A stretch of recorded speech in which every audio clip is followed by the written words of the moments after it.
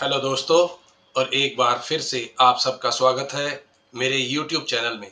अगर आप खुद को जीवन की बुलंदियों पर ले जाने के खास प्रयास और बड़े परिणाम हासिल करने के लिए तैयार हैं, तो समझ लीजिए कि आपके हाथ कामयाबी की कुंजी लग गई है। आपके पास आ गया है आपके भविष्य की कामयाबी का DNA। आपका हमारी बुक सीरीज सोच बदलो जिंदगी बदलो में, जो ब्रायन ट्रेसी की शानदार किताब पर आधारित है, इस सीरीज में हम आपको ऐसे शक्तिशाली विचार और तरीकों से रूबरू करा रहे हैं जो आपकी सोच और जीवन में अद्भुत बदलाव ला सकते हैं। अगर आपने इस सीरीज के पहले के वीडियो नहीं देखे तो उनके लिंक आपको डिस्क्रिप्शन में मिल जाएंगे। उन्हें जरूर देखिए, क्योंकि हर वीडियो आपको एक कदम आगे बढ़ने में मदद करेगा। और आज का टॉपिक है दोस्तों, विद्वानों की तरह सोचो। अपने हर विचार, हर तथ्य और जो कुछ भी आपके दिमाग में आता है, उसे लाभ में बदल दो। इसे अपने लिए कारगर और उत्पादक बना डालो। बातों के बारे में वैसा मत सोचो जैसी वो हैं, बल्कि वैसा सोचो जैसी वो हो सकती हैं। केवल सपने मत देखो, उनको साकार करो। ये वर्ड्स हैं मैक्सवेल मॉर्ट्स के। आप संभावनाओं से परिपूर्ण विद्वान हैं। आपके अद्भुत दिमाग में 18 अरब से ज्यादा कोशिकाएं हैं। उसमें से हर एक भीतर ही भीतर 20,000 और कोशिकाओं के साथ जुड़ी हुई है। इसका मतलब यह है कि आपके दिमाग में आने वाली संभावित विचारों की संख्या पूरे ब्रह्मांड के अणुओं को मिला लेने के बाद भी उनसे ज्यादा ही रहेगी। आपके भीतर अपनी कल्पना से कहीं ज्यादा विलक्षण गति से सीखने और उसे सहेज कर रखने की क्षमता है। कहा भी जाता है कि जब एक शिक्षित व्यक्ति की मौत होती है तो यह किसी बड़ी लाइब्रेरी को जलकर राख हो जाने जैसा होता है। आपकी यह लाइब्रेरी आपके दोनों कानों के बीच आपके दिमाग में है। दौलत की उत्पत्ति। संपूर्ण मानव इतिहास में कीमत का निर्धारण जमीन, श्रम, पैसे, फर्नीचर, सामान, मशीनरी और अन्य अचल संपत्ति के जरिए ही होता रहा है। सारी जंग और क्रांतियां इन पर नियंत्रण के लिए ही हुई हैं। इनको कीमत प्रदान करने वाले शुरुआती लोग वे ही थे जो विभिन्न संसाधनों को जुटाकर बाजार के लिए उत्पाद और सेवाएं तैयार करते थे। 20वीं सदी में परिवर्तन इतनी तेजी के साथ हुआ कि जिसकी कल्पना भी नहीं की जा सकती थी। वर्ष 1900 में अमेरिका में 50% लोग खेतों में काम करके उन 50% लोगों के लिए फसल उगाते थे जो कि शहरों में रहते थे। आज केवल 3% लोग ही खेतों में काम करते हैं, लेकिन फिर भी न केवल अमेरिकी लोगों के लिए ही फसल का उत्पादन कर लेते हैं, बल्कि इतनी ज्यादा फसल पैदा करते हैं कि पूरी दुनिया में अमेरिका या तो इसका निर्यात करता है या फिर मुफ्त में दे डालता है। हम कृषि युग से, औद्योगिक युग से, सेवा युग से होते हुए सूचना युग में पहुंचे और अब हम संचार युग में प्रवेश कर रहे हैं। हमारे लिए मूल्य का आधारभूत स्रोत अब जमीन, श्रम या अन्य अचल संपत्ति नहीं, बल्कि हमारा ज्ञान, जानकारी और विचार है। जो सबसे बड़ी संपत्ति आपके पास है वो आपके दोनों कानों के बीच में बसे दिमाग में से ही है। आप अपने दिमाग का इस्तेमाल करके और इसे अपनी जिंदगी को ऊर्जावान बनाने तथा पसंद की हर चीज को हासिल करने के लिहाज से तैयार करके एक असीमित भविष्य का निर्माण कर सकते हैं। आज की असली दौलत। आज अमेरिका ही नहीं, शायद पूरी दुनिया में सबसे अमीर व्यक्ति हैं बिल गेट्स। उनकी कंपनी माइक्रोसॉफ्ट की सकल कमाई बरसों से इसी धंधे से जुड़ी IBM कंपनी से कहीं ज्यादा है। माइक्रोसॉफ्ट कंपनी पूरी तरह से दिमागी ताकत पर ही बनी है। यह कंप्यूटर के भीतर और कंप्यूटर से कंप्यूटर तक टेलीफोन लाइंस, वायरलेस सिस्टम से और उपग्रहों के जरिए सूचना के आदान प्रदान को आसान बनाती है। अगर आप एक कंपनी के मालिक हैं तो आपकी मुख्य दौलत हर रोज काम का वक्त खत्म होने पर रात को दरवाजे से पहले बाहर निकल जाती है। आपके ऑफिस की पूरी इमारत भले ही जल जाए, लेकिन जब तक आपके लिए काम करने वाले सुरक्षित बाहर निकलने में कामयाब हो जाते हैं, आप अपने कारोबार को दोबारा आरंभ कर सकते हैं। किसी भी कंपनी या व्यक्ति के लिए उसकी मुख्य दौलत सोचने और उस सोच से परिणाम हासिल करने की वह ताकत है जिसके लिए दूसरे उसको भुगतान करने के लिए तैयार रहेंगे। आपकी दौलत तैयार करने की योग्यता का फैसला आपकी शारीरिक ताकत से ज्यादा आपकी दिमागी ताकत से होता है। शुरुआती पूंजी। बीती हुई पीढ़ियों में किसी व्यक्ति के लिए बड़ी पूंजी जमा करके निर्माण या सेवा के क्षेत्र में कोई कारोबार शुरू करना आसान काम नहीं था। आज भौतिक संपत्ति में ऐसे पैसे का निवेश एक सिरदर्द ही साबित हो सकता है।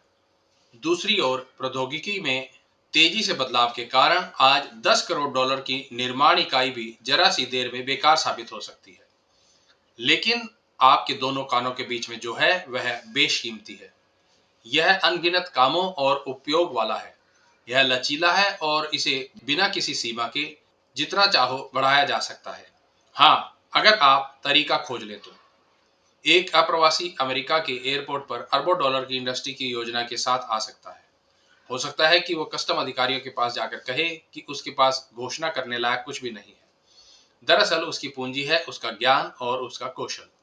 स्थापित हो चुके कई बड़े उद्योगपतियों और कारोबारियों का अमेरिका में इसी तरह से आगमन हुआ है। ज्ञान ही वह महत्वपूर्ण संसाधन है। आज कीमत के निर्धारण की आधारभूत इकाई ज्ञान। चूंकि आपके द्वारा हासिल किए जा सकने वाले ज्ञान की कोई भी सीमा नहीं है, इसलिए आपके द्वारा कमाई जा सकने वाली दौलत की भी कोई सीमा नहीं है। आप जहां हैं वहीं से आरंभ कर सकते हैं, बिना इस बात की चिंता किए हुए कि आपकी पृष्ठभूमि क्या है। आप अपनी दिमागी दौलत को बढ़ाना आरंभ कर सकते हैं। आप आज ही अपने प्रदर्शन को सुधारने की योग्यता को विकसित करके वे परिणाम हासिल कर सकते हैं जिनके लिए लोग आपको पैसा देने के लिए तैयार हैं। ज्ञान के बारे में खास बात यह है कि इसे बिना इसकी कीमत गवाए हजार क्या लाख गुना तक बढ़ाया जा सकता है। यह एक ऐसी इकलौती चीज है जिसके उपयोग की कोई भी सीमा नहीं है। अगर आपके या किसी और के पास कोई ऐसा विचार आता है जो किसी काम को ज्यादा तेज तरीके से करवा सकता है, तो इसे पूरी दुनिया में फैलने में ज्यादा वक्त भी नहीं लगेगा और फिर यह लाखों अन्य लोगों को मिल जाएगा जो इसका इस्तेमाल करके अपनी जिंदगी और काम को बेहतर बना सकते हैं। और इसमें आपने कुछ भी नहीं गवाया। यह वाक्य ही अद्भुत है। अचल संपत्ति बनाम दिमाग की ताकत। आज बैंकिंग और आर्थिक जगत ज्ञान को संपत्ति के तौर पर स्वीकारने के लिए संघर्ष कर रहे हैं।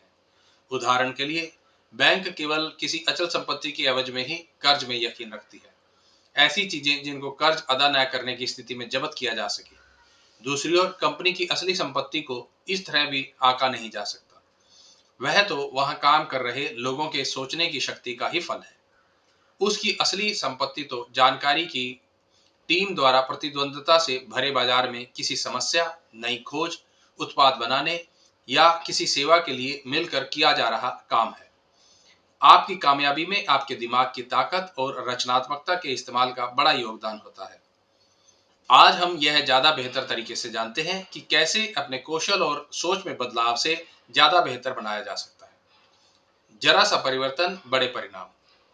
कई बार तो आपके सोचने के तौर तरीके में जरा सा परिवर्तन भी आपके द्वारा हासिल किया जा रहे परिणामों और आपके प्रदर्शनों में बड़ा बदलाव ला सकता है। ये बिल्कुल जरूरी नहीं है कि आप किसी यूनिवर्सिटी में दाखिला लें या फिर कई साल अपने ज्ञान के स्तर को इतना करने में गुजारें कि आपको सम्मानजनक पैसा मिल सके। कई बार तो आपके वर्तमान काम में ही इसी वक्त ठीक वहीं पर जरा सा परिवर्तन आपको चमत्कारिक परिणाम दे सकता है। उदाहरण के लिए, अगर कोई घोड़ा किसी रेस को दूसरे घोड़े से नाक के अंतर से जीत जाता है, तो इसका क्या मतलब है? इसका मतलब है कि पहले स्थान पर आने वाला घोड़ा 10 गुना तेज है, 10% तेज है। नहीं, जीतने वाला घोड़ा दूसरे से बस एक नाक बेहतर है। इसी तर्ज पर आपको एक जरा सी मगर सही जानकारी सही समय पर मिल जाए तो वह आपकी वर्तमान परिस्थिति में बड़ा परिवर्तन ला सकती है। अधिकांशतः तो एक जरा सी सोच या अंतर्दृष्टि आपकी पूरी जिंदगी या कैरियर को ही बदल सकती है। बुद्धिमानी का घमंड टालें। दुनिया में सबसे कामयाब लोग वही हैं जो कि लगातार सीखने और अपने ज्ञान के दायरे को बढ़ाने में निवेश करते रहते हैं। वे नए विचारों और नए सुझावों को खुले दिल से स्वीकारते हैं। अनेक लोगों द्वारा की जाने वाली मुख्य गलती यही होती है कि वे किसी विषय के बारे में वह सारी जानकारी हासिल कर चुके हैं जो कि उपलब्ध है। कभी कभी तो वे यह भी सोच लेते हैं कि उन्हें जो पता है वही उस विषय की पूरी जानकारी है। इसे कमजोर प्रदर्शन करने वालों का बुद्धिमानी का घमंड कहा जा सकता है। अज्ञान भरी अयोग्यता। यह एक ऐसा व्यक्ति है जो किसी बात को नहीं जानता और उसे इस बात का एहसास तक नहीं है कि वह उस बात को नहीं जानता। ऐसे व्यक्ति की मदद नहीं की जा सकती, क्योंकि वह और जानकारी हासिल करना ही नहीं चाहता। इसलिए बुद्धिमान बनने की शुरुआत ही इस बात का पता लगाने से होती है कि आपको कितनी बातों का पता नहीं है और आप कितना कम जानते हैं। अभिभूत न हो जाएं। मैंने कई देशों का दौरा किया है और अनगिनत विद्वान और कामयाब लोगों से मुलाकात की है। मैंने कई लखपतियों, करोड़पतियों और अरबपतियों से भी बातचीत की है। मैंने सरकार के टॉप स्तर पर सबसे तेज तर्रार पुरुषों और महिलाओं के साथ भी काम किया है, और उन सभी लोगों में अगर कोई एक बात ऐसी थी तो वह यह थी कि वे अपनी दिमागी ताकत को लेकर कभी भी अभिभूत नहीं होते। हकीकत में तो वे जितना ज्यादा ज्ञान हासिल कर सकते हैं उतने ही विनम्र होते हैं, और उतना ही वे खुद को उस क्षेत्र का कम विशेषज्ञ मानने लगते हैं। 700 वर्ष पहले इंग्लैंड की रोजर बेकन को अंतिम सर्वज्ञाता व्यक्ति माना जाता था। उनको उस वक्त उपलब्ध सभी ज्ञान और विज्ञान की जानकारी हासिल थी। अपने अस्तित्व काल में उनको वो सब बातें पता थी जो कि उस दौर में पढ़ाई जाती थी। निश्चित ही उस वक्त उपलब्ध ज्ञान की मात्रा काफी सीमित थी। उस वक्त काफी कम किताबें थी। उस वक्त वैज्ञानिक, दार्शनिक लेखन और शोध कार्य से जुड़े काम शोध करता थे। बहुत तेजी से बढ़ता है ज्ञान। आज हालांकि किसी भी एक व्यक्ति के लिए किसी छोटे से विषय के बारे में भी समूची जानकारी रख पाना संभव नहीं है। अब आधुनिक चिकित्सा शास्त्र की ओर ही देख लीजिए। वहां पर ऐसे विलक्षण दिमाग वाले लोग मौजूद हैं जो कि केवल कान के भीतरी भाग या फिर शरीर के किसी अन्य एक हिस्से के ही अध्ययन में अपना पूरा जीवन लगा देते हैं। भले ही वे बेहद बुद्धिमान और समर्पित पेशेवर लोग होते हैं, लेकिन उनकी पूरी जिंदगी शरीर के केवल एक हिस्से तक ही सिमट कर रह जाती है। वे फिर भी उस अंग के बारे में उपलब्ध तमाम जानकारी हासिल नहीं कर पाते। कई बार मैं ऑडियंस से पूछता हूँ, क्या यहाँ कोई ऐसा है जो सब कुछ जानता है? निश्चित ही कोई एक व्यक्ति भी अपना हाथ ऊपर नहीं उठाता। फिर मैं समझाने लगता हूँ कि सर्वज्ञाता से मेरा आशय क्या है। सर्वज्ञाता वो व्यक्ति है जो यह महसूस करता है कि वह किसी विषय के बारे में वो सब कुछ जानता है जो उसकी राय में जानना जरूरी है। भला आप खुद कैसे बता सकते हैं कि आप सर्वज्ञाता बन गए हैं? बिल्कुल साफ बात है, आपने सीखना बंद कर दिया है और अपने विशेषज्ञता वाले क्षेत्र में आगे बढ़ना भी। आपने पढ़ना बंद कर दिया है, ऑडियो प्रोग्राम सुनना बंद कर दिया है और अतिरिक्त कोर्स लेना भी बंद कर दिया है। जवाब बदल रहे हैं। प्रिंसटन यूनिवर्सिटी में भौतिक विज्ञान के छात्रों को एडवांस टेस्ट देकर ऑफिस की ओर लौट रहे अल्बर्ट आइंस्टाइन से उनके एक स्नातकीय सहायक ने पूछा कि डॉक्टर आइंस्टाइन, क्या यह वही पर्चा नहीं था जो आपने पिछले वर्ष की भौतिकी की कक्षा को दिया था? डॉक्टर आइंस्टाइन ने हामी भरी और कहा, हाँ, यह पिछले साल वाला ही पर्चा था। नोबेल पुरस्कार विजेता महान साइंटिस्ट आइंस्टाइन के सामने हिम्मत जुटाकर उनके सहायक ने आखिर पूछ ही लिया, लेकिन डॉक्टर आइंस्टाइन, आप लगातार 2 साल तक एक ही पर्चा कैसे दे सकते हैं? आइंस्टाइन ने कहा, क्योंकि पिछले एक साल में जवाब बदल गए हैं। इसी तरह आज आपके जवाब भी पहले की तुलना में काफी तेजी के साथ बदल रहे हैं। आपके बैठे रहने के दौरान ही आपके क्षेत्र में जवाब बदलते जा रहे हैं। एक साल पहले जो सही था आज न हो, और आज जो सही है हो सकता है कि एक साल बाद सही न हो। अपने क्षेत्र में टॉप पर बने रहने का एक ही तरीका है कि आप लगातार नए विचारों और ज्ञान के साथ आज की जानकारी को परखते रहें। नव निर्माण के स्रोत। अपनी किताब इनोवेशन एंड एंटरप्रेन्योरशिप में पीटर ड्रकर ने लिखा है, कारोबार की सबसे बड़ी कामयाबियां दो ही तरह की बातों का परिणाम होती है, या तो अनसोची कामयाबी से या फिर अनसोची नाकामी से।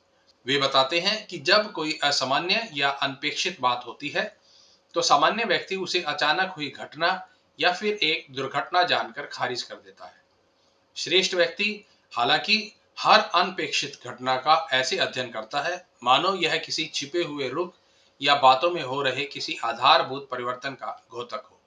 प्रोग्राम के दौरान प्रयोगशाला में फफूंद के हवा के साथ एक सिरे से दूसरे सिरे तक फैलने और पेट्री डिश पर जमने की वजह से बैक्टीरिया नष्ट हो गए। प्रयोगशाला सहायक इसे लगभग फेंकने ही वाला था। बहरहाल एक जीवाणु वैज्ञानिक अलेक्जेंडर फ्लेमिंग इस फफूंद के बारे में जिज्ञासु हुए जो कि इतनी शक्तिशाली थी कि इतने ताकतवर बैक्टीरिया को भी मार सकती थी। उनके प्रयोगों ने एक आविष्कार को जन्म दिया और पेनिसिलिन का विकास हुआ, जिसने द्वितीय विश्व युद्ध में लाखों लोगों की जान बचाई और उनको नाइट की उपलब्धि और नोबेल पुरस्कार दोनों ही जिताए। अपने दिमाग को खुला रखें। वर्ष 1975 की बात है। आईबीएम ने पर्सनल कंप्यूटर के क्षेत्र में बाजार में छिपी संभावनाओं को तलाशने के लिए सलाहकारों से राय ली।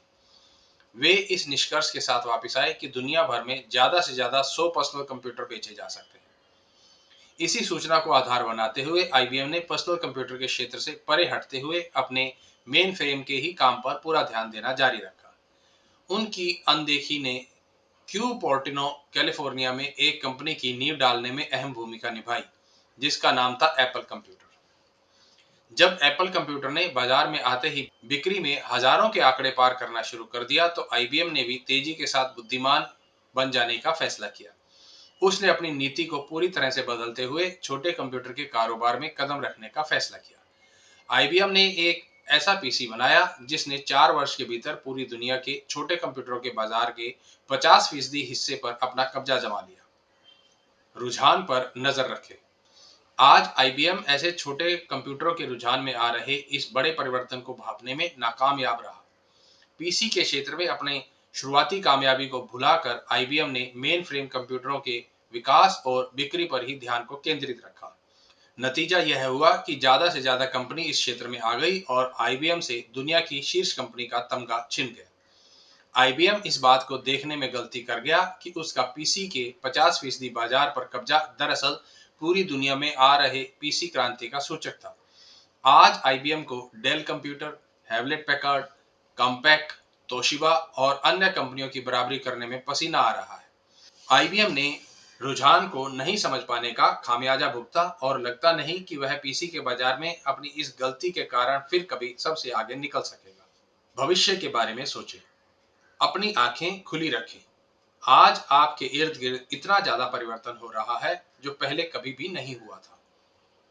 इन तमाम परिवर्तनों में ही उस रुझान के संकेत मिल सकते हैं जो कि आपके लिए किस्मत या कामयाबी का दरवाजा खोल दे। आपको दिल और दिमाग के दरवाजे खुले रखने चाहिए। कोई भी चीज ज्यादा देर तक वैसी ही नहीं रहती। आपको सबसे बेहतरीन मौके अपने ज्ञान और पूरी दिमाग की ताकत को भविष्य के लिए नए उत्पादों और नई सोच में झोंक कर ही हासिल होंगे। आपको अपनी किस्मत का दरवाजा खोलने के लिए बस एक ऐसे विचार को खोजना होगा जो 10% नया है। आपको बस ऐसे नए उत्पाद या सेवा की दरकार है जो दूसरों की तुलना में कुछ बेहतर, तेजतर और सस्ती हो, और आप जल्द ही सबसे आगे निकल जाएंगे।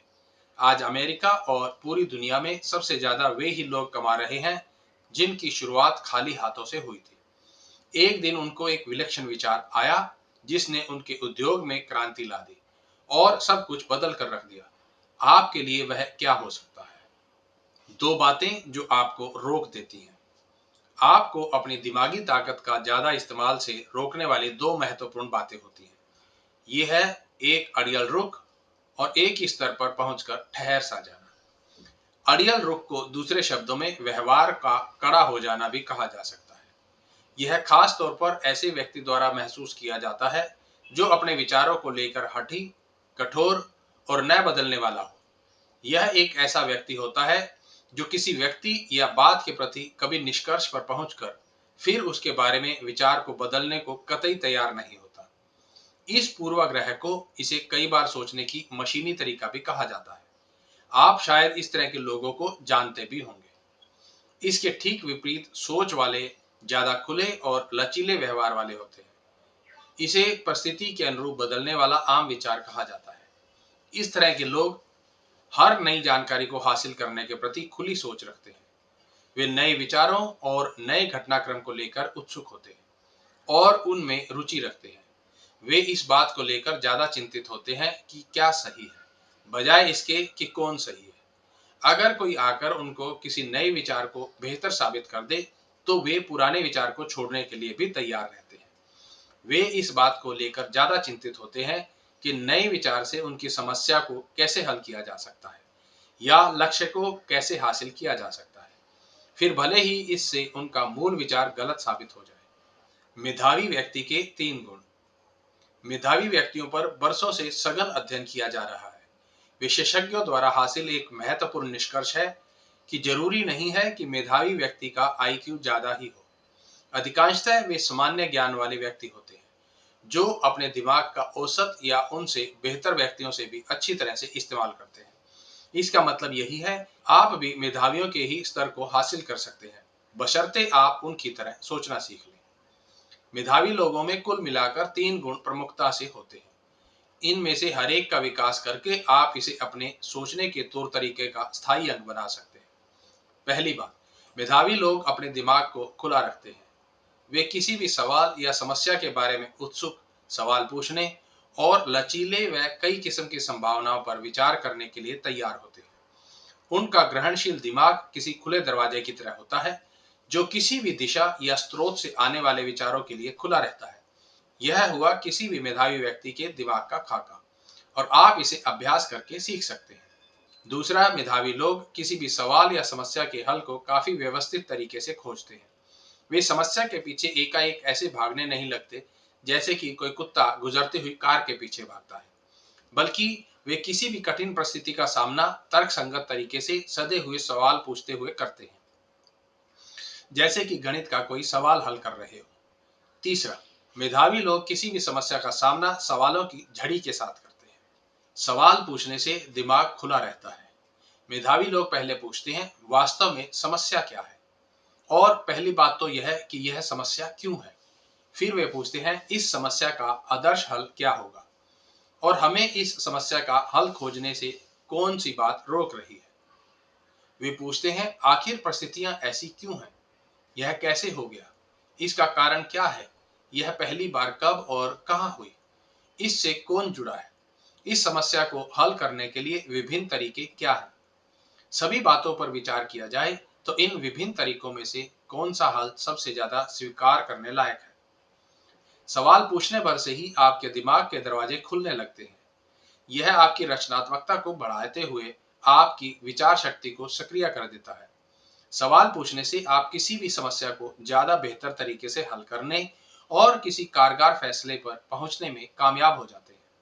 एकाएक निष्कर्ष पर पहुंचना, एक तय ढर्रे की सोच वाले लोगों के दिमाग का ढांचा ही ऐसा होता है कि वे एकाएक निष्कर्ष पर पहुंच जाते हैं। वे एक समस्या देखते हैं और तुरंत उसके लिए एक हल पर भी पहुंच जाते हैं। जब दो घटनाएं एक साथ होती हैं, तो वे यह निष्कर्ष निकाल लेते हैं कि दोनों का एक दूसरे से कोई नजदीकी नाता है। वे आपसी संबंध और कारण के अंतर को नहीं जान पाते। एक बार उन्होंने कोई फैसला कर लिया, तो वे उसे और पुख्ता करने के लिए कारण तलाशने लग जाते हैं। जल्द ही बात उनके आत्मसम्मान तक पहुंच जाती है, और वे अपनी सोच को नहीं बदलने की बात को लेकर अड़ से जाते हैं। आपके विचारों की संख्या और हल खोजने के आपके तरीके का आपकी समस्या को हल कर सकने वाले सर्वश्रेष्ठ विचारों तक पहुंचने के लिए सीधा संबंध दिखाई देता है। इसी कारण से आपको एकाएक किसी निष्कर्ष या फैसले पर पहुंचने की आदत पर नियंत्रण सीखना होगा। आपको समस्या के हल की ओर धीमी गति से बढ़ना चाहिए, एक मेधावी व्यक्ति की तरह, और इस दौरान सवाल भी पूछते रहना चाहिए। आपको अपना दिमाग हर हाल में खुला रखना चाहिए। रचनात्मकता आपका जन्म सिद्ध अधिकार है। अगर सच्चाई पता होती, तो आप विचारों को पैदा करने वाले एक जीव हैं। रचनात्मकता आपका जन्म सिद्ध अधिकार है। आप एक ऐसे उम्दा दिमाग वाले व्यक्ति हैं, जिसके दिमाग में अच्छे विचारों का तांता लगा रहता है, और उन्हें आप अपने लक्ष्यों को हासिल करने और अपनी जिंदगी को बेहतर बनाने के लिए इस्तेमाल कर सकते हैं। सच्चाई तो यह है कि अगर आपने अपने दिमाग को काफी दिनों से इस्तेमाल ना किया हो, तो भी आप कॉफी के कप के पैंदे में पड़ी शक्कर की तरह हिलाकर इसे सक्रिय कर सकते हैं। इसके लिए जिन तरीकों के इस्तेमाल की दरकार है, उस पर हम अगले चैप्टर में चर्चा करेंगे। रचनात्मक सोच और अपने दिमाग की ताकत के इस्तेमाल के बारे में संभावनाओं का नियम यानी लॉ ऑफ प्रोबेबिलिटी लागू होता है। यह नियम कहता है कि जितने ज्यादा विचारों से आपका सामना होगा, उतने ही आपकी सही विचार तक पहुंचने की संभावना भी बढ़ेगी, ठीक उसी वक्त जब आपको उसकी जरूरत होगी। आज के सबसे कामयाब लोग वही हैं जो लगातार विभिन्न स्रोतों के जरिए खुद को नए नए विचारों के संपर्क में रखते हैं। नाकामयाब लोग वे होते हैं जो इसके विपरीत पुराने थके हुए विचारों पर बेहद कम सोच और कम रचनात्मकता के साथ वक्त गवाते रहते हैं। विचारों के लिए हर तरफ देखें। जब आप किसी ऐसे सेमिनार या लेक्चर में मौजूद होते हैं जिसमें कोई विशेषज्ञ किसी क्षेत्र के नए नए विचारों को आपके साथ शेयर कर रहा हो, तो आप पर एकाएक विचारों की बौछार सी हो जाती है जिन्हें आप अपनी जिंदगी में इस्तेमाल कर सकते हैं। कई लोगों की जिंदगियां तो केवल एक लेक्चर में किसी एक बुद्धिमान व्यक्ति के विचार से मिली अंतर्दृष्टि से ही कामयाब हो चुकी है। वह उनके भविष्य के लिए कामयाबी की कुंजी साबित हुआ है। कल्पना कीजिए क्या होगा अगर आप कोर्स, सेमिनार और लेक्चर में नियमित तौर पर भाग ले रहे हैं। आप पर लगातार नए विचारों की बौछार होती रहेगी जो कि आपके दिमाग को सतर्क और सजग बनाए रखेगी। आपकी रचनात्मकता का प्रवाह बना रहेगा। रचनात्मक लोग निरंतर पढ़ते रहते हैं, न केवल अपने क्षेत्र के बारे में बल्कि दूसरे क्षेत्रों के बारे में भी। वे आमतौर पर वास्तविकता से जुड़ा साहित्य भी पढ़ते हैं। वे कई पत्रिकाओं और अखबारों के नियमित ग्राहक होते हैं। वे किसी भी पत्रिका के विषय सूची और उसके प्रमुख आलेखों पर नजर रखते हैं। हमेशा अपने हाथ में पेन या हाइलाइटर लेकर पढ़ें। बेहतर होगा अगर आप तेजी से पढ़ना सीख जाएं। इससे आपको एक मिनट में ही हजारों शब्दों या उससे भी ज्यादा शब्दों को देखने में आसानी होगी। तेजी से पढ़ना एक कला है जो कोई भी सीख सकता है। जैसे कुछ घंटे अभ्यास के साथ आप साइकिल चलाना सीख जाते हैं, उसके बाद हमेशा के लिए आप अपनी कल्पना से भी कई ज्यादा सूचना को हासिल कर सकेंगे। सही लोगों से संपर्क रखें। प्रभावी लोग सकारात्मक, रचनात्मक लोगों के साथ जुड़ने की आदत को आत्मसात कर लेते हैं। विचारों और अनुभवों को लगातार साझा करके वे एक दूसरे से सीखते रहते हैं। वे मैगजीनों और अखबारों से कटिंग काटकर अपने दोस्तों के साथ शेयर करते रहते हैं। वे अपने दोस्तों को किताबों को पढ़ने और ऑडियो प्रोग्राम को सुनने की सलाह देते रहते हैं और उनके दोस्त भी बदले में उनको ऐसी बातों के बारे में सलाह देते रहते हैं। कई बार किसी और से मिला एक बेहतर विचार ही आपकी जिंदगी की दिशा को बदल सकता है। स्तर विशेष की बेवकूफाना हठ धर्मिता। लोगों को तरक्की करने से रोकने वाला दूसरा बड़ा कारण है उनका एक जगह थम जाना या अपने बारे में खुशफहमी। इसे एक स्तर विशेष को हासिल करने के लिहाज से हठ धर्मिता आ जाना भी कहा जा सकता है। इसका अर्थ अपने किए और अपने कहे गए शब्दों को ही सही साबित करते रहने की प्रवृत्ति। रॉल्फ वॉल्डो इमर्सन ने सेल्फ रिलायंस नाम के अपने निबंध में लिखा है, स्तर विशेष पर बने रहने को लेकर हठ धर्मिता संकुचित दिमागों का भ्रम मात्र है। उनका इशारा उन लोगों की ओर था जिनमें अपने पुराने मत और व्यवहार पर ही अड़े रहने की प्रवृत्ति पाई जाती है। अपनी बातों पर अड़े रहने का आपका रवैया आपकी तरक्की की राह में एक बड़ी बाधा साबित हो सकता है। इस अड़ियलपन से निजात पाने के लिए आपको अपने पुराने विचारों को उस वक्त त्यागने के लिए तैयार रहना चाहिए जब कोई यह साबित कर सकता हो कि इससे नया और बेहतरीन विचार उसके पास उपलब्ध है। एक स्तर पर ठहराव से बचने का एक रास्ता आपका इस बात के लिए तैयार रहना है कि आप गलत थे।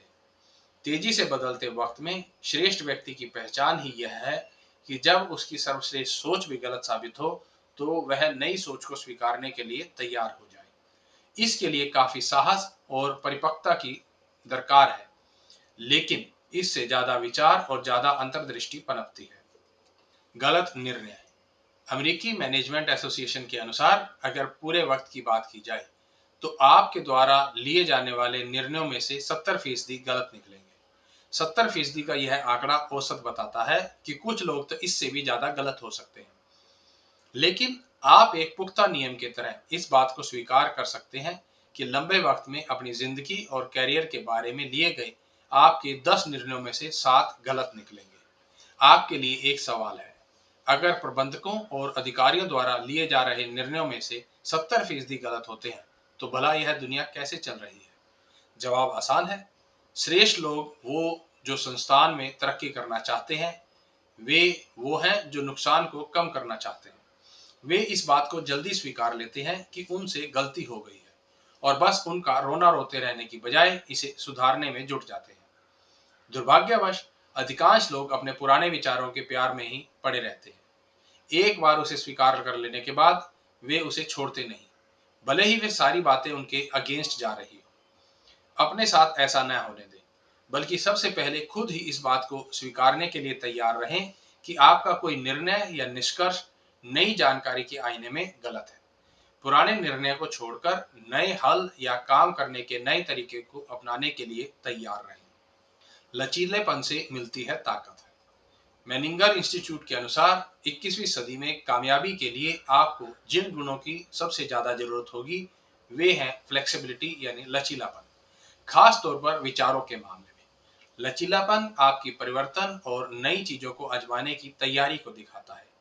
इसका मुख्य अर्थ यह भी है कि आपके भीतर पुरानी और दकियानुसी बातों को छोड़कर नए और ज्यादा प्रभावी विचारों को लगातार अपनाने की योग्यता भी है।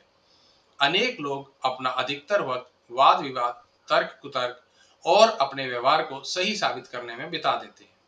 भले ही उन्हें यह पता चल जाए कि किसी काम को करने का उनका पुराना तरीका ठीक नहीं है, फिर भी वे उसी तरीके से काम को करते रहेंगे।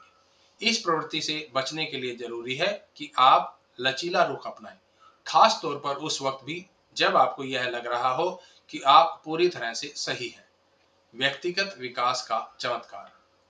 मेरी जिंदगी के महत्वपूर्ण मोड़ों में से एक तब आया जब मुझको उम्र के 20वें वर्ष के कुछ साल बाद ही व्यक्तिगत विकास के चमत्कार का पता चला। उसके बाद से मेरी जिंदगी पूरी तरह से बदल गई। मुझे लगा कि आप अपना व्यक्तिगत विकास करके अपने आप को और अधिक सुधार सकते हैं। मुझे सीखने से यह पता चला कि अपने द्वारा तय लक्ष्यों को हासिल करने के लिए आपको क्या सीखने की जरूरत है और आपके द्वारा हासिल किए जा सकने वाली चीजों की वास्तव में कोई भी सीमा नहीं है। सच्चाई यही है कि भविष्य केवल काबिल व्यक्ति का ही होता है। हो सकता है कि कल को आपकी पूरी दौलत समाप्त हो जाए, लेकिन जब तक आपके पास सोचने और किसी बात का विश्लेषण करने की शक्ति है, आप दोबारा क्या पहले से भी ज्यादा दौलत कमा सकते हैं। भविष्य उन्हीं लोगों का है जिनके पास ज्यादा जानकारियां हैं। भविष्य उन लोगों का नहीं है जिनके पास दूसरों की तुलना में ज्यादा धन है, बल्कि उन लोगों का है जिनके पास दूसरों से ज्यादा जानकारी है। तेजी से बेकार होना। आपके क्षेत्र में ज्ञान और जानकारी हर 2-3 साल में दुगनी गति से बढ़ रही है। आपके पास जानकारी का जो आधार है वो तेजी से पुराने और बेकार होते जा रहे हैं। आपको दौड़ में बने रहने के लिए भी लगातार जानकारी और विचारों को हासिल करना होगा। सौभाग्यवश 3 भाग का एक ऐसा कार्यक्रम मौजूद है जिसके सहारे आप अपने आप को दूसरों से अलग रख सकते हैं। मैंने इसे इस्तेमाल किया है और हजारों लोगों को इसे सिखाया भी है। मेरे पास ऐसे लोगों के पत्रों की कई फाइलें भी हैं जिनकी इससे जिंदगी ही बदल गई। लगातार निजी और पेशेवर विकास की 3 प्रमुख कुंजियां हैं: लगातार पढ़ना, ऑडियो लर्निंग और प्रोग्रामों को लगातार सुनना, और साथ ही लगातार प्रशिक्षण। हर रोज पढ़े। अपने काम में सबसे आगे रहने के लिए आपको रोज अपने क्षेत्र के बारे में कम से कम 1 घंटे पढ़ना चाहिए। खास बातों को अंडरलाइन करते हुए और अच्छे नोट्स बनाते हुए। 1 घंटे से कम की पढ़ाई आपको हर तरह से अपने प्रतिद्वंदियों से पीछे कर देगी। मेरे दोस्त जिम रोहन सलाह देते हैं, अपने आप पर भी उतनी ही मेहनत करो जितनी कि अपने काम पर करते हो। कम से कम इतना तो करें, सुबह जल्दी उठकर किसी शिक्षाप्रद बात को कम से कम 30 से 60 मिनट पढ़ें। सावधानी के साथ नोट्स बनाएं। नियमित तौर पर अपने नोट्स की समीक्षा करें। इस बात पर सोचें कि आपने क्या सीखा और आप कैसे इसे रोजमर्रा की जिंदगी पर लागू करेंगे। अपनी कल्पनाशीलता की ताकत का इस्तेमाल करें और नई जानकारियों का किस तरह से इस्तेमाल करें। यह आपके सीखने और नई सोच को अपना लेने की गति को नाटकीय अंदाज से बढ़ा देगा। साथ ही इस बात की संभावना भी बढ़ा देगा कि आप उसको मिलने वाले पहले मौके से ही लागू कर दें। अगर आप रोज केवल 1 घंटा भी पढ़ेंगे तो वह हर सप्ताह एक किताब पढ़ने के बराबर होगा। प्रति सप्ताह एक किताब का मतलब होगा प्रति वर्ष 50 किताबें। 50 किताबें प्रति वर्ष का मतलब है कि अगले 10 वर्ष में आप 500 किताबें पढ़ जाएंगे। ज्यादा नहीं तो आपको किताबों को रखने के लिए बड़े घर की जरूरत होगी, और शायद तब तक आप उस बड़े घर को खरीदने के काबिल भी हो चुके होंगे। खुद को बढ़त दें। अमेरिकन बुक सेलर्स एसोसिएशन के अनुसार 70% अमेरिकी वयस्कों ने पिछले 5 साल में किसी भी बुक स्टोर का रुख नहीं लिया है। औसत अमेरिकी साल में एक से भी कम किताब पढ़ता है। 58% अमेरिकी वयस्क तो हाई स्कूल छोड़ने के बाद कभी भी किसी किताब को पहले से आखिरी पन्ने तक नहीं पढ़ते। इस दौरान इस सूचना के युग में अगर आप नियमित तौर पर नहीं पढ़ते तो आप पर वक्त गुजरने के साथ ही पुराने और दकियानुसी हो जाने का खतरा मंडरा जाएगा। दूसरी ओर, अगर आपने हर रोज 1 घंटे भी पढ़ाई कर ली तो आपको हर साल अपने क्षेत्र में पीएचडी के बराबर पढ़ाई कर लेने का मौका मिल जाएगा। आप अपने कारोबार में सबसे स्मार्ट, बेहतर जानकारी वाले और सबसे ज्यादा बेहतर काम करने वाले व्यक्ति हो जाएंगे। दूसरों को भी प्रेरित करें। कुछ साल पहले की बात है, मेरा एक अच्छा दोस्त था जो बहुत ही कम पढ़ता था। वह इस बात से भी सहमत नहीं था कि पढ़ने से उसकी आय और जिंदगी पर कोई फर्क पड़ने वाला है। स्कूल छोड़ने के बाद से ही उसने पढ़ने की आदत छोड़ दी थी। वह इस बात को लेकर बहस भी कर लेता था कि पढ़ना महत्वपूर्ण नहीं है। इस दौरान उसे जीवन यापन में भी परेशानी आ रही थी। वह लगातार हताशा का सामना कर रहा था। वह अपने से बेहतर जानकारी वाले प्रतिद्वंदियों के हाथों अपने कारोबार में मात खा रहा था। लगातार 3 साल तक मैंने उसका पीछा नहीं छोड़ा और उसको पढ़ने के लिए प्रेरित किया। आखिरकार उसने हार मान ली और वो हर रोज पढ़ने लगा। उसे यह जानकर हैरानी हुई कि पढ़ने का उसको कितना लाभ हुआ और जब वो अपने ग्राहक से बात करता है तो उसके पास कितनी ज्यादा बेहतर जानकारी होती है। जल्द ही उसने मेरी सलाह के मुताबिक हर रोज 1 घंटा पढ़ना आरंभ कर दिया। प्रति सप्ताह एक किताब। 1 साल के भीतर उसकी कमाई तो दुगनी हो ही गई और अगले साल उससे भी दुगनी। ज्यादा कमाने के लिए ज्यादा सीखना होगा। नियम आसान है। ज्यादा कमाने के लिए आप ज्यादा सीखें। आप अपने क्षेत्र में उतनी ही तेजी से आगे बढ़ सकते हैं जितनी तेजी से आप उसके बारे में कुछ नया सीखकर उसे आजमाते हैं। आपके निजी और पेशेवर विकास का दूसरा हिस्सा है ऑडियो लर्निंग प्रोग्राम को सुनना। अगर आप काम पर जाने के लिए कार, बस या ट्रेन में सफर करते हैं तो आप हर साल 500 से 1000 घंटे यात्रा में ही बिता देते हैं। अगर आप इस वक्त को अपने सीखने के वक्त में बदल दें तो आप केवल काम पर आने जाने के दौरान ही 40 घंटे प्रति सप्ताह के हिसाब से 3 से 6 माह के कोर्स के बराबर अतिरिक्त शिक्षा हासिल कर लेंगे। मैंने अनगिनत ऐसे लोगों को देखा है जिन्होंने काम पर आने जाने के दौरान शिक्षाप्रद ऑडियो कैसेट को सुनकर अपनी आय दुगनी, तिगुनी और चौगुनी तक कर ली है। जितना संभव हो प्रशिक्षण लें। कामयाबी की तीसरी कुंजी है लगातार सीखते रहना। इसके लिए जरूरी है कि आप हर संभव प्रशिक्षण हासिल करें और अपने दिमाग की संभावनाओं को जागृत करें। अगर कोई प्रशिक्षण कार्यक्रम सार्वजनिक तौर पर सिखाया जा रहा है तो यह निश्चित तौर पर प्रभावशाली साबित हो चुका है। उस कार्यक्रम को पेश कर रहे व्यक्ति ने शायद अनेक वर्षों का अनुभव हासिल किया है। यह भी संभव है कि वह अपना इतने वर्षों का अनुभव आपको केवल 1 या 2 घंटे के कार्यक्रम में ही बताने जा रहा हो। कई बार आप केवल एक सेमिनार में भाग लेकर अपने हफ्तों, महीनों और सालों की मेहनत को बचा लेते हैं। एक विशेषज्ञ आपको ऐसी बातें बता सकता है जो आपके काम को और अधिक आसान और तेज बना देता है। जब आप इन तीनों, नियमित पठन, ऑडियो लर्निंग प्रोग्राम को नियमित सुनना और नियमित व लगातार प्रशिक्षण को मिला देते हैं तो आपके पास एक ऐसा कारगर मिश्रण हो जाता है जो आपको ऐसी तूफानी गति से आगे बढ़ाता है जो शायद इनके बगैर संभव नहीं था। ज्ञान ही शक्ति है। जैसा कि पहले भी कहा जा चुका है, फ्रांसिस बेकन ने कहा था कि ज्ञान ही शक्ति है। यह कुछ हद तक सही भी है। हकीकत में तो वह ज्ञान और ज्यादा शक्तिशाली है जिसे किसी काम में कारगर तरीके से इस्तेमाल किया जा सके। लाइब्रेरियों में ऐसी सैकड़ों किताबें पड़ी हुई हैं जो किसी का भला नहीं करती। अपनी सोच को सकारात्मक और रचनात्मक तरीके में बदलने के लिए आपको अपने दिमाग को नियमित तौर पर नए विचारों से अवगत कराते रहना होगा। आपको अपने क्षेत्र के बारे में ताजा तरीन जानकारी हासिल करनी होगी। आपको अपने क्षेत्र के शीर्ष लोगों के नियमित संपर्क में रहना होगा। आपको हर वक्त अपने काम को बेहतर, तेज, किफायती और आसान तरीके से करने का रास्ता खोजते रहना होगा। आपको हमेशा अपने उपभोक्ता और ग्राहक की बेहतर तरीके से सेवा के रास्ते खोजते रहने होंगे। आपको अपने क्षेत्र में दूसरों से ऐसी बढ़त लेनी होगी कि आप आगे तो हैं ही, आगे ही बने रहेंगे। अपने क्षेत्र के एक बेशकीमती व्यक्ति बनना। असीमित सोच। सूचना के इस युग में ज्ञान ही सब कुछ है और आपके द्वारा हासिल किया जा सकने वाला ज्ञान और उसको जीवन पर लागू करने की सीमा का निर्धारण आपकी निजी आकांक्षा पर निर्भर होता है। आपके हासिल करने की कोई सीमा नहीं है सिवाय उस सीमा के जो आप खुद तय कर लेते हैं। आप जितना ज्यादा सीखेंगे उतना ही ज्यादा कमाएंगे।